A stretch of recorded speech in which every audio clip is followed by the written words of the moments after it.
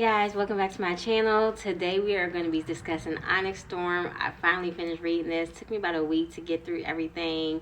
Now I have to start off saying that this still did not live up to the Fourth Wing hype for me.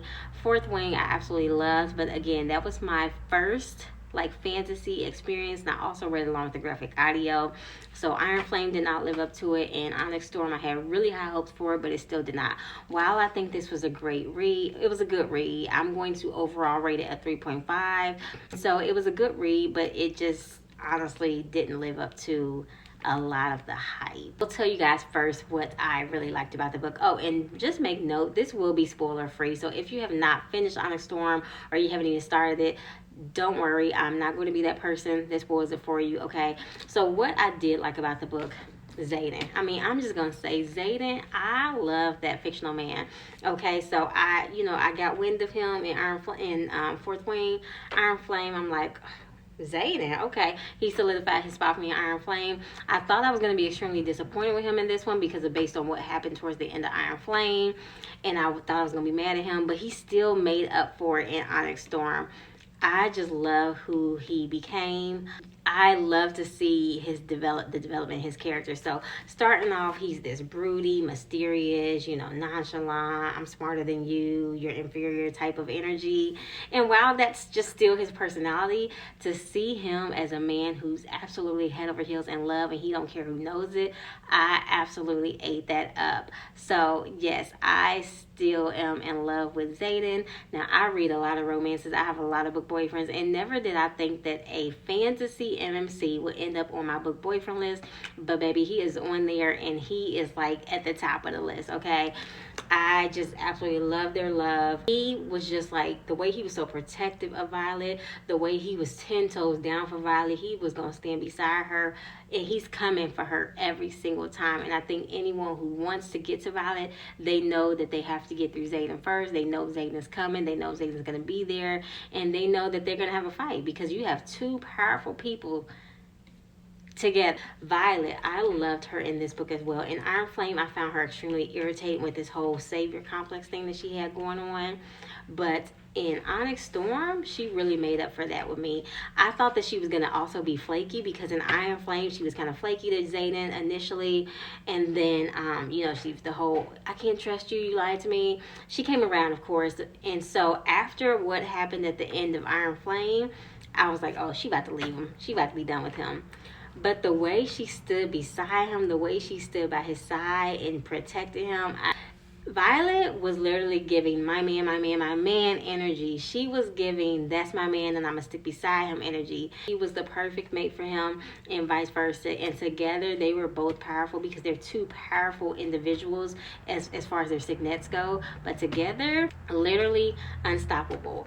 The one downside is that although they were powerful together, they were also each other's weaknesses. Next thing that I absolutely loved is Violet. Not only that we know that she has a powerful signet, she's a powerful writer, but her intelligence is unmatched. Violet is extremely intelligent, and it was her intelligence, actually, not just her signet, it was her intelligence that got her out of a lot of the trials that she was in this book. And I just love that. So I think her intelligence coupled with her signet is what makes her extremely powerful. We always focus on her signet, yeah, that's cool and all, but she's just intelligent. And I think Daddy Sorengale, he actually really taught her well and prepared her for a lot, and he believed in her, obviously, which is why he's, did the things that he did and left the clues that he left, because he knew that his daughter, who he helped train, who he knew was intelligent, would be able to figure it out above all his other children as well. So I really enjoyed that aspect. Another surprising thing is I found a new person that I think I enjoy in this book, and that is Eric. Eric was a surprising, instrumentally key player in this. Now, we saw that in Iron Flame, and it continued in Onyx Storm. Eric has some secrets. Eric knows some things. Eric knows a lot, and he is an extremely instrumental player, and I think we are really going to see him shine in book 4. I want to hear more of his story and see what he's been holding out on, because he's been holding out. I also think he has just a really cool signet, so I'm looking forward to hearing more from, seeing more of Eric. I also really enjoyed Andarna's storyline. I enjoyed that we got to hear more from her, see more of her, and she's like they call her adolescent. She's a teenager, essentially. She's a teenager, and she has these sassy, attitudes, and they'll come back. She's like, a little bit argumentative, but it's just so cute. I just think she's the sweetest, the cutest, and she was the comedic relief that I needed in this book. Her coupled with Terrence's per usual sarcasm, I just love the interaction, and I really love that we got to know her a little bit better, and I look forward to hearing more from Andarna as well, because I think she's capable of so much, and we haven't even seen all that she's able to do.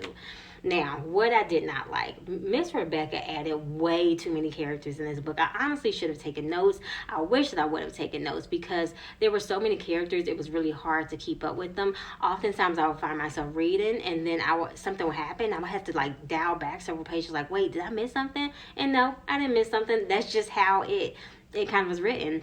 Also, a lot of the parts in the book felt slow to me. So, like I mentioned, this really didn't pick up for me until chapter 40. It was about chapter 40 when I got to a point where I'm like, okay, it's late, but I want to keep reading. What's about to happen next? I'm at a good point. So that is over half of the book before I really got to the point where it really just started to pick up and flow for me. I feel like she maybe just added in a lot of stuff just to have a filler and just to add some stuff in, because there were times where I'm just like, okay, I'm dozing off here. This is okay, where are you going, Rebecca? This is getting a little bit slow for me. Now, this is a plus and a negative, because she added in some newer plot points into this book, and while I think that those plot points are extremely interesting and intriguing, and I think that they will probably make for a great book for this book, it just made it extremely confusing. So even at the end of the book, yeah, we know it ends on a cliffhanger. Yes, it ends on a cliffhanger, because this is a series that's supposed to be 5 books long.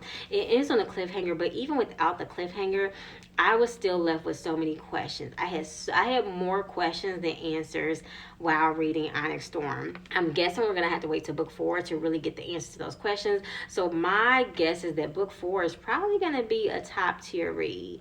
But I do think she could have just wrapped it up in 3 books. Some people just kind of drag their series on and on. But honestly, if everything could have been just kind of put in this book, maybe it could have been, I think this could have been wrapped up in book 3. Even the newer plot points that were entered into the chat could have been wrapped up in here. So I think that's where it kind of just overall the book kind of fell a little bit flat for me, and why I'm rating it a 3.5 versus anything higher. If you read this, let me know. Comment below and let me know what you thought. Let me know if you agree or even if you disagree. Let's try to keep the comments spoiler free so that those who haven't read it can obviously still read it without having the book ruined for them. But if you like this review, enjoyed this, please like, comment, and subscribe to my channel.